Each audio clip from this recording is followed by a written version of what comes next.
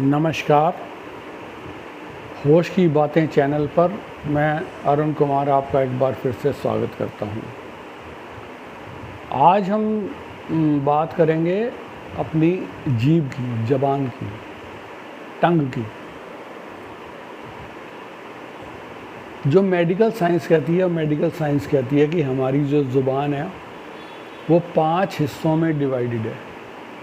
यानी एक पोर्शन ऐसा है जो सिर्फ खट्टे को सेंस करता है, एक पोर्शन ऐसा है जो सिर्फ मीठे को सेंस करता है, एक ऐसा है जो सिर्फ कड़वे को सेंस करता है, और एक ऐसा है जो तीखे को सेंस करता है, और एक पोर्शन ऐसा है जो किसी भी स्वाद को नहीं सेंस करता। मतलब उस पोर्शन पे कोई भी चीज़ रखी हो तो उसका क्या स्वाद है आपको नहीं पता लगेगा।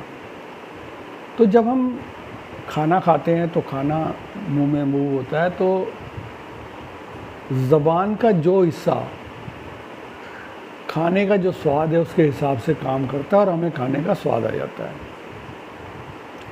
तो ये तो हुई मेडिकल साइंस की बात। अब इसमें अध्यात्म की क्या बात है?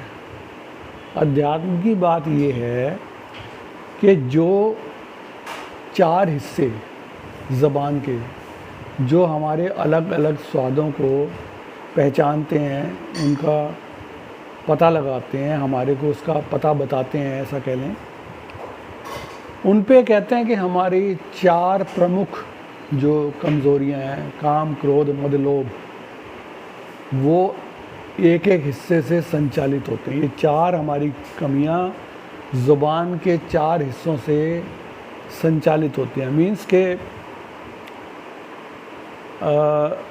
जब हम ज़बान के स्वाद को, सारे स्वादों को, मीठे को, खट्टे को, तीखे को, कड़वे को, सबको जितना हम ज़्यादा ज़बान की तृप्ति के लिए खाते हैं, स्वाद के लिए खाते हैं, उतने ही हमारे जो ये अवगुण हैं वो बढ़ते जाते हैं। यानी एक तरह से हम एक हिस्से से एक जो अपना कमी है, जो हमारी दुर्गुण कह सकते हैं, जो हमारी व्याधि कह सकते हैं, जो हमारी क्या कहना चाहिए कि कहते हैं ना कि काम, क्रोध, मद, लोभ, इससे बचो। तो इससे बचने का तरीका क्या है? बचने के तो तरीका बचा नहीं, जब हम अपनी ज़बान से हर स्वाद को एंजॉय करते हैं तो हम उसी कमी का पोषण करते हैं। अब इसमें यदि आपको पता हो, आपने देखा हो या सुना हो, पढ़ा होगा ज़रूर, कि पुराने ज़माने में जो साधु लोग थे, सन्यासी लोग थे, वो क्या करते थे? वो भिक्षा के लिए एक पात्र, जिसको कमंडल कहते थे, कमंडल रखते थे, और जब भिक्षा के लिए जाते थे वो, तो ऐसा नहीं कि उन्होंने कोई मीठे के लिए अलग बर्तन, नमकीन के लिए अलग, खट्टे के लिए अलग, चटपटे के लिए, ऐसा कुछ नहीं था। जिसने जो दिया, किसी ने खीर डाल दी तो भी कमंडल में, किसी ने सब्जी डाल दी तो भी कमंडल में, किसी ने चाट पकौड़ी डाल दी वो भी कमंडल में। यानी जो भी उनको खाने पीने का सामान भिक्षा में मिलता था वो एक ही जगह कमंडल में इकट्ठा करते थे और फिर उसको मिक्स करके खा लेते थे। तो उसका स्वाद ना मीठा, ना कड़वा, ना खट्टा, ना तीखा, कुछ भी नहीं था। वो एक तरह से स्वाद रहित हो जाता था। तो उनका उसके पीछे सोच क्या थी? उनकी सोच यही थी कि हमने ज़बान की तृप्ति की तरफ ध्यान नहीं देना।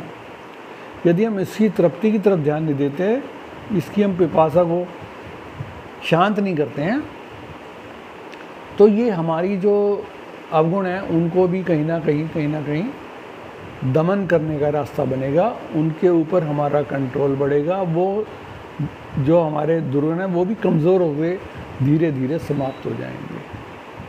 तो जो स्वाद है, स्वाद मैं मानता हूँ कि खाने का स्वाद लेना चाहिए, लेकिन इतना हमारे को स्वाद के लिए लोलुप नहीं होना चाहिए, इतना हमारे को चूज़ी नहीं होना चाहिए कि आज ऐसा खाना है, आज वैसा खाना है, इसमें ये करना है, उसमें वो नहीं। ठीक है, क्योंकि हमने देखिए, भोजन शरीर की ज़रूरत है। यदि शरीर को भोजन नहीं मिलेगा तो शरीर कमज़ोर हो जाएगा, धीरे धीरे नहीं मिलेगा तो नष्ट भी हो जाएगा। लेकिन भोजन से आत्मा का कोई लेना देना नहीं है। यानी भोजन जो है वो आत्मा के लिए नहीं है ज़रूरी, सिर्फ शरीर के लिए ज़रूरी है। आत्मा का भोजन ये रोटी सब्जी दाल वो ये कुछ भी नहीं है, ये सिर्फ शरीर के लिए ज़रूरी है। तो शरीर के लिए जो चीज़ ज़रूरी है उसको हम एक कंट्रोल तरीके से संयम के साथ यदि इस्तेमाल करेंगे तो ये हमारे को कहीं ना कहीं ज़रूर फ़ायदा करेगा। आज के लिए इतना ही, धन्यवाद।